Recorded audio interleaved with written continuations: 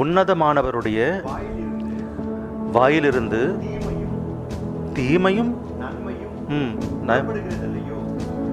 உன்னதமானவருடைய வாயிலிருந்து எது வருகிறதாம்? தீமை வருகிறதா?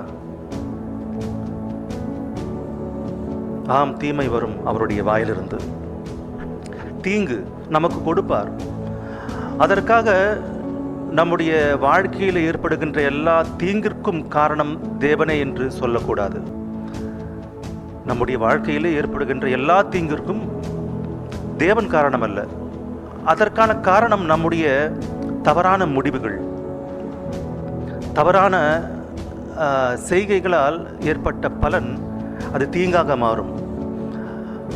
நாம் எதுவுமே செய்யாவிட்டாலும் ஏற்படுகின்ற தீங்கு நம்முடைய தவறுகளால் அல்லாமல், நான் எந்த தவறும் எந்த தவறான அடியும் எடுத்து வைக்காவிட்டாலும் எனக்கு என்ன இந்த தீங்கு என்று பார்க்கும்போது பொறுமையாக இருக்கணும். அது தேவனால் வந்திருக்கலாம்,